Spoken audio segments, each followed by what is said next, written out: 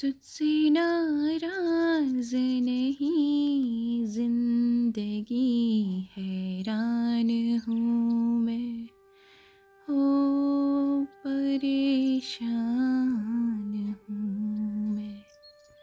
वो क्यों नहीं हो सकता जो हम चाहते हैं, और वो होता ही क्यों है जो हो नहीं सकता है।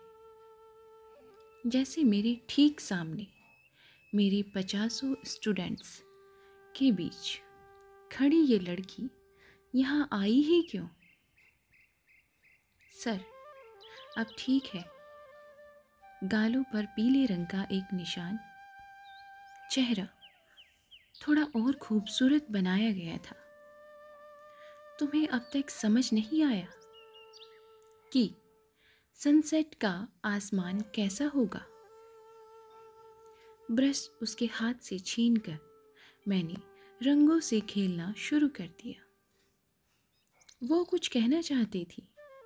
सर, मैंने सोचा कि एक्चुअली निधि, तुम सोचा मत करो, क्योंकि यू आर एन इडियट। सारे स्टूडेंट्स के बीच एक दबी हुई हंसी की लहर और मासूम सी 2 आंखों में टिमटिमाते हुए आंसू मैंने महसूस किए। मेरे हाथ कैनवस पर बेतरतीब दौड़ रहे थे और सवाल दिमाग में, मैं क्यों नहीं खदेड़ सकता इन सबको, और क्यों नहीं चूम सकता इन भीगी आंखों को। करीब 2 महीने पहले आई ये लड़की भूचाल की तरह दाखिल हुई थी मेरे ऑफिस में, और शायद उसी वक्त मैं अपनी पकड़ से छूट गया था। सर, मेरी आपसे बात हुई थी ना कल। मैं निधि, आपका वॉचमैन बहुत बदतमीज़ है। हरसिंगार का पेड़ अगर चल सकता, बोल सकता, तो ऐसा ही होता। पहला ख्याल जो मुझे उसे देखते ही आया था, मैं रंगों को पसंद करता हूँ, या रंग मुझे पसंद तो करते होंगे, मुझे भी, तभी तो कभी भी अपने पास बुला लेते हैं। मैं डूबता जाता हूँ रंगों में, वो मुझ में। इतनी शिद्दत से चाहना एक दूसरे को, वो भी कमरा बंद करके, ना कोई आए ना फ़ोन पर, कुछ नहीं। उस समय तब फिर कौन आ रहा है मेरे और मेरे प्यार के बीच में? आज पहली बार ऐसा हुआ कि ब्रश उठाया और सूखा ही वापस रख दिया। सब कुछ सूखा हुआ। क्या कर रही थी वो लड़की? वॉचमैन बदतमीज़ है? कुछ नहीं हुआ था साहब। रात के 2 बजे बुलाने से वो नींद भरी आंखें ज़बरदस्ती बड़ी करके बात कर रहा था। कार का दरवाज़ा खुला छोड़कर बढ़ गई थी मैडम। टोक दिया तो बर्राने लगी। मैं एकदम हंस पड़ा। वो शायद पहली बार मुझे हंसते हुए देख रहा था। उसके जाने के बाद भी मैं देर तक हंसता रहा, पता नहीं किस बात। दरवाज़ा खुला रहने पर या बर्राने पर सिगरेट की तेज़ तलब के साथ रंगों की भी तलब हुई थी। मैंने तभी एक अल्हड़ बच्ची की पेंटिंग बनाई थी, खिलखिलाती हुई, और मन किया कि इसके एक हाथ में कार की चाबी पकड़ा दूं। सोचने वाली बात तो ये थी कि उस दिन के बाद से क्या क्या बदल गया था। मैं अभी पूरी शिद्दत से स्टूडेंट्स पर चिल्ला देता था, उनकी पेंटिंग्स उठाकर फेंक देता था। फिर नया क्या था? खिड़की से बाहर झांक कर देखा, मौसम बदल रहा था। हरसिंगार पर हरे रंग के साथ सफ़ेद और नारंगी रंगों का फैलना, हवा में हल्की ठंडक का खुलना और निधि का मुझसे मिलना, सब एक साथ हो रहा था। सर, आप इतनी सिगरेट क्यों पीते हैं? एक दिन अचानक धड़धड़ाते हुए मेरे अंदर झांकने की कोशिश कर। तुम कहो तो छोड़ दूं। ये कहते कहते मैं रुक गया। मैं पागल तो नहीं हो रहा हूँ। आप अपने काम से काम रखिए Nidhi. I am neither your brother nor your lover. मैं जितना हट रहा था उतना ही खिंचता जा रहा था। गहरी नींद में मैंने महसूस किया निधि ने मेरे होठों पर हाथ रखकर सिगरेट की महक सूंघी और मुंह बनाते हुए पैकेट उठाकर डस्टबिन में फेंक दिया। मैं हड़बड़ाकर उठा। उसी नींद हालात में एक और पेंटिंग बनाई थी। एक लड़की जलती हुई सिगरेट को पैरों से बुझा रही है। उसके बाद मैं सो नहीं पाया था। आगामी प्रदर्शनी की वजह से बेहद व्यस्त दिन और हर श्रृंगार की वजह से बेहद बोझिल रातें, लेकिन उस दिन उसको देखकर अमलतास याद आ गया। पीला लंबा सा कुर्ता और हरा दुपट्टा। एक स्टूडेंट कुछ सुना रहा था।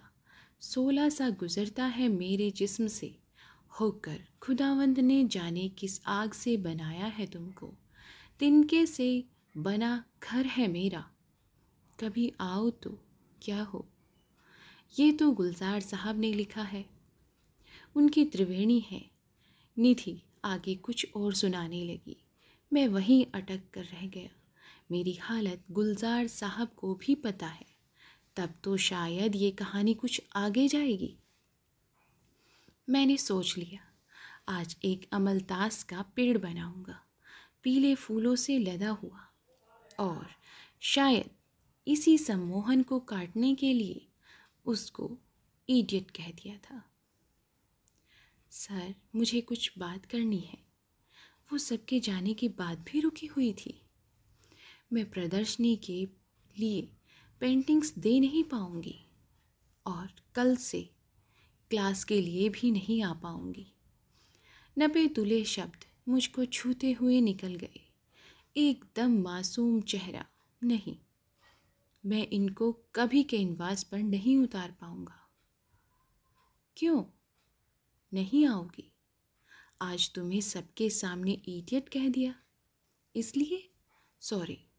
शायद कहने के बाद मेरे लिए रुकना मुश्किल हो जाता। सफ़ेद और पीले रंग से मिलकर बना चेहरा, इस चेहरे का रंग हल्का लाल हो गया। मेरे ऊपर आया गुस्से का लाल रंग मिल गया था। और कुछ और नहीं सर, एक्चुअली कल मेरे हस्बैंड यूएस से वापस आ रहे हैं 6 महीने बाद, तो मैं थोड़ा बिज़ी हूँ। मैं गलत था। मैंने उस रात अमलतास की पेंटिंग नहीं बनाई। मैंने एक जलता हुआ घर पेंट किया, तिनको वाला। एक चिंगारी जैसे लड़की वहीं खड़ी थी, किसी और का हाथ पकड़कर। इस तकलीफ़ के बाद मैं निश्चित रूप से कह सकता था कि ये प्रेम है। मैंने तो वो कैसे सोच लिया था जो होना ही नहीं था। लेकिन जो होना ही नहीं था वो सोच कैसे लिया था? चलो, वो हो सकता है, लेकिन मैं क्यों स्वीकार कर रहा था वो मूक निमंत्रण? और वो 2 बार बाय मिस्टेक मेरे फ़ोन पर फ़ोटो क्यों आई गई थी? मैं सिगरेट लिए लॉन में आ गया। मैं आखिर चाहता क्या था? ये सामने लगा हर श्रृंगार केवल मेरा होकर रह जाए। निधि किसी की पत्नी क्यों है? ऐसे अनगिनत सवालों से भरा दिमाग घूमने लगा। निधि अगर इसी समय नारंगी बॉर्डर की सफ़ेद साड़ी पहनकर मेरे सामने आ जाती, एकदम हर श्रृंगार का फूल बनकर, तो मैं बेचैन होने लगता था। घड़ी देखी, ये रात रुकी हुई है। सिर्फ मैं बीत रहा था। जी साहब बताइए, नहीं सो रहे? वॉचमैन ने जवाई लेते हुए आसानी से झूठ बोल दिया। बिटिया की बीमारी ठीक हो गई, घर में सब ठीक है। और ऐसे ही कई बिना सिर पैर के सवाल। बस मैं आज अकेला नहीं रहना चाहता था। वो भौचक्का मुझे देखता हुआ कुछ बोल रहा था जो मेरे कानों तक पहुंच नहीं रहा था। एक अजीब सी ख्वाहिश मन में जोर मार रही थी कि किसी बात को ख़त्म करते करते निधि का जिक्र शुरू हो जाए। साहब, आपको पता चला वो जो मैडम नहीं आती है, काली कार वाली, उसके घर के सामने चोरी हो गई 50 लाख की। उसके आगे मैं कुछ सुनने की हालत में ही नहीं रहा। एक आह निकल गई। उस वक्त मैं कोई और ख्वाहिश कर लेता तो वो पूरी हो जाती। शायद मैं उसको एक बार बहुत पास से देख लेता, एक बार उसके बालों में थोड़ी थोड़ी दूर पर सफ़ेद फूल टाँक देता, या बस एक बार मैं ये यकीन कर लेता कि जो भी था वो एक तरफा नहीं था। मौसम में हल्की ठंडक अकेलापन बढ़ा देती है, ऐसा सुना था, आज महसूस हो रहा था। मुझे वो बहुत याद आ रही थी, हद से ज़्यादा। सर, मैं और आप और मैं, अच्छा रहने दीजिए, निधि ने मेरे कान में फुसफुसाकर कहा। मेरे सिरहाने बैठकर मेरा सिर सहला रही थी। मैं हड़बड़ाकर उठा। वो क्या हुआ साहब? चाय लीजिए। कोई सपना देख रहे थे शायद। रमेश चाय लेकर आया था। मैंने घड़ी देखी। लोग कहते हैं सुबह का सपना सच हो जाता है। जो प्यार में है उन्हें ये मौसम अच्छा लगता है। मुझे भी लग रहा था। थोड़ी और ठंड लगी तो कार के कांच बंद कर लिए। रेडियो पर लहराती एक आवाज़ थोड़ी और साफ सुनाई दे रही थी। मैं मुस्कुरा दिया। कैसे बोलते हैं ये रेडियो जॉकी, यानी आरजे, जैसे कान में फुसफुसा रहे हों। एकदम से सपने में निधि का फुसफुसाना याद आ गया। सर, मैं और आप और मैं, अच्छा रहने दीजिए। क्यों रहने दूँ निधि, आगे बोलो तो। सपने में ही सही। कार सड़क के किनारे लगाकर एक सिगरेट सुलगा ली। धुएं में आरजे की आवाज़ खुलने लगी है। अगले गाने की ओर बढ़ने से पहले मैं सुनाना चाहता हूँ जॉन एलियस साहब की ये गज़ल, जो ताकता है आसमान को तू, कोई रहता है आसमान में क्या। ये मुझे चैन क्यों नहीं पड़ता, एक ही शख्स था जहान में क्या। मैंने तुरंत रेडियो बंद कर दिया। ये कोई साजिश चलती है क्या मेरे खिलाफ। यही गज़ल क्यों सुना दी अभी इसने। मेरी आंखें पता नहीं कितने दिनों बाद भीग गई। मैं आसमान को देख रहा था। कोई रहता है क्या आसमान में। माँ बहुत याद आ रही थी उस वक्त। वो होनी चाहिए थी इस वक्त, हर उस वक्त जब एक बच्चे को माँ चाहिए होती है। पता नहीं कैसे मुझे माँ और निधि एक साथ याद आने लगी थी। सीट पर सर टका कर मैं शायद रो रहा था। घर पहुंचा तो वॉचमैन और माली दोनों मेरी बाट जोह रहे थे, और कुछ इस तरह की होने वाला हो। अप्रत्याशित साहब, ये देखिए, हम 4 महीने पहले चेता दिए थे आपको। बोले थे ना कि हर सिंगार की एक मोटी सी जड़ फर्श का पत्थर उखाड़कर अपनी हाजिरी लगाने ऊपर आ गई थी। माली चिंताग्रस्त, साहब ऐसे बढ़ते बढ़ते तो ये पेड़ सब तोड़ जाएगा। माली भी उसी साजिश में शामिल है। क्या डायलॉग मार दिया है। ये पेड़ सब तोड़ जाएगा, फिर क्या करना चाहिए। उखड़वा दीजिए साहब, बवाल है। बवाल ही तो है। मुझे कहाँ से कहाँ ले जा रहे हैं दोनों, ये हर सिंगार और वो हर सिंगार। उस दिन के बाद से आई ही नहीं। कितने दिन बीत गए हैं, कितने, 3 या मुश्किल से 4। प्रदर्शनी की सफलता से स्टूडेंट्स बहुत खुश थे। वो जो भी भीड़ मुझे घेरे हुए थी, मुझे खाली खाली लग रही थी। एक चेहरा मिसिंग है, वही जो आना चाहिए था। सुनो, मैं थोड़ी देर में निकाल लूँगा यहाँ से, तुम्हें लोग संभाल लेना। कुछ स्टूडेंट्स आए क्यों नहीं है? ये सब हर दिन होता है क्या? मैंने सहज रहने के लिए नकली गुस्से का एक कोट मार दिया। नहीं सर, सब आए हैं, बस निधि नहीं। अरे वो भी आई है। एकदम से जैसे उस हाल की छत में सुराख हो गया था और रोशनी की एक तेज़ किरण मुझे चमका रही थी। मैं पीछे मुड़कर भी नहीं देख पा रहा था, बस महसूस कर रहा था मेरी पीठ पर उसकी आंखों का स्पर्श और मेरी ओर बढ़ते हुए कदम। सर, कैसे हैं आप? अब उस सुराख से पानी की कुछ बूंदें गिरने लगी थी और हवा में उड़ती गीली मिट्टी की सौंधी महक। ओह निधि, तुम तो एक दिन की छुट्टी लेकर गई थी। घड़ी रुक गई है क्या तुम्हारी? तुरंत मैंने अपने को धिक्कारा। क्या ज़रूरत थी इतनी बेचैनी दिखाने की कि मैं बगैर बीता एक एक दिन गिन रहा हूँ? एक्चुअली सर, मैं भी यूएस जा रही हूँ, शायद परमानेंट। क्या कल मैं आ सकती हूँ? मैंने छत की ओर देखा। ना धूप थी ना बारिश। एक बड़े से हाल में सैकड़ों लोगों के बीच अकेला खड़ा था। जब क्लास छोड़कर जा रही हो तब किस काम से आना है? फीस रिफंड चाहिए? आपको हल्का करने के लिए मैं एक बेहद हल्की बात बोल गया था। मैं देख रहा था उस मायूस चेहरे पर अनगिनत रंग आ जा रहे थे। वो कुछ बोलते हुए बार बार रुक जा रही थी।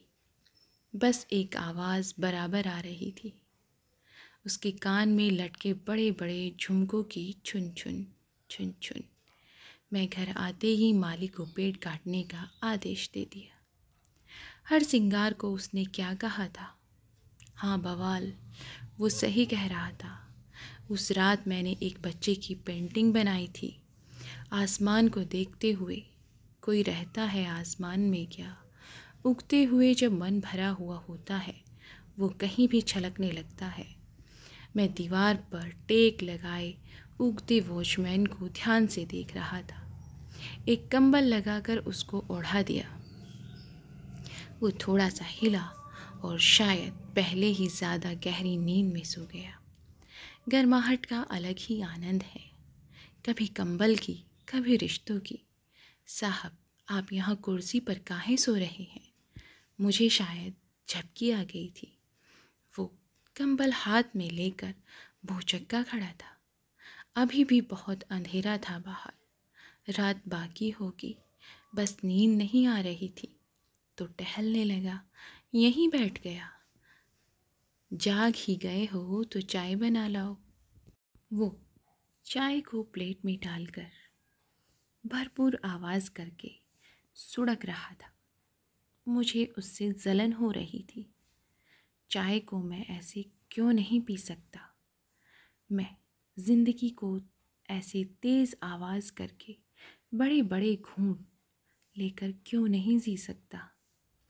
साहब, इस साल ठंड ज़्यादा पड़ेगी लग रहा है। मैं मुस्कुराने लगा। जब बात करने को कुछ नहीं होता है तब हम मौसम की बात करने लगते हैं। शायद मौसम भी हमारी बातें करते होंगे इसी तरह। इसी बात पे तो हमारी झाएं झाएं हो गई साहब। साले की शादी है दिसंबर में, 4 ठो साड़ी खरीदी है। सूटर साल इक्को नहीं, सज के ठंड नहीं लगती इन लोगों को। जलन की एक चिंगारी मुझे छूते हुए निकल गई। स्त्री भी तो है इसके जीवन में। क्या होगा साले की शादी में? ठंड से कांपती बीवी को डांटते हुए अपना स्वेटर पहना देगा शायद, या दौड़कर चाय ले आएगा। वो भी इसी तरह पिएगी चाय, बड़े बड़े घूंट लेकर। तब ये उसे देखता रहेगा तृप्त होकर, और मैं उस वक्त भी यहीं बैठा रहूँगा अकेले आधी रात को। बहुत लड़ाई करते हो क्या तुम लोग? उसके निजी पलों में ताक झांक करना, अपना कैनवस रंगने के लिए उसका रंगों का डिब्बा खंगालने जैसा था कुछ। नहीं साहब, कभी कभार घर परिवार को लेकर, आजकल तो फ़ोन को लेकर। फ़ोटो वाला फ़ोन चाहिए उसको अब। मुझे कुछ भुला हुआ एकदम से याद आ गया, मेरे पास तो फ़ोटो आई थी। सॉरी सर, बाय मिस्टेक से स्लोगन के साथ। फ़ोन निकाल कर देखी। पहली फ़ोटो में हल्के हरे रंग का कुर्ता, गीले बाल, जिसने पानी गिरकर कई जगह कुर्ते के रंग को गहरा हरा बना रखा था। दूसरी फ़ोटो देखकर दिल बैठ गया। मैंने बार बार क्यों नहीं देखा इस फ़ोटो को। बिखरे हुए बाल, आंख बंद करके कुछ सोचती हुई मुस्कुराती हुई निधि। किसने ली होगी ये तस्वीर और कब ली होगी? जॉन एलिया की शायरी पर हूबहू फिट बैठती थी ये फ़ोटो। उसकी याद की बादे समा में और तो क्या होता होगा। यूं ही मेरे बाल हैं बिखरे और बिखरे जाते होंगे। पता नहीं कब सुबह हो गई थी, कुछ याद ही नहीं। फ़ोन मेरे सीने पर रखा था। निधि की बंद आंखों वाली फ़ोटो खुली हुई थी, ऐसे कि मुझ पर टिका कर वो सारी रात सोई हो। इस ट्रे में जमा हुए टुकड़ों से याद आया कि रात कैसे बीती होगी। सबको फ़ोन कर दो, आज क्लास नहीं है। कोई आ जाए तो मना कर देना। वो काली कार वाली मैडम आएंगी, आने देना, कुछ काम है। मैं वॉचमैन को सफाई क्यों दे रहा था? प्यार कुछ भी कर ले, जाता है, कहीं का नहीं छोड़ता। काश आज मैं इस स्टूडियो नुमा कमरे को थोड़ा बदल पाता। यहाँ वहाँ फैले रंगों, ब्रश, मग सबको सही जगह रख पाता। काश मैं मान पाता कि हर सिंगार बवाल नहीं है। काश मैं आज उसका चेहरा अपनी हथेलियों में लेकर और गौर से देख पाता। दराज से स्केच बुक निकालकर माँ का स्केच देखा। ये उस दिन बनाया था जब माँ को आखिरी बार देखा था। अस्पताल में भर्ती माँ उस दिन भी कितनी सुंदर लग रही थी। ये आखिरी दिन आता ही क्यों है? उस दिन भी आया था, आज भी आ गया है। इतनी सिगरेट पीने का कोई फ़ायदा होता है क्या सर? एक आवाज़ गूंज गई थी। मैंने आवाज़ की तरफ देखा। बिल्कुल सफ़ेद लंबा सा कुर्ता, ज़मीन को छूता हुआ, बाल जैसे जानबूझकर बिखराए गए थे। मैं देखता रह गया। मैंने इससे प्यार क्यों किया? ज़्यादा सिगरेट पीने से भूख कम लगती है निधि। ज़्यादा सिगरेट पीने से तुम्हें याद करने में दर्द कम होता है। आओ बैठो। आज इसका आना आखिरी बार क्यों है? सर, मैं कल जा रही हूँ इंडिया से, आपको बताया था। एक्चुअली सब बहुत जल्दी जल्दी हुआ।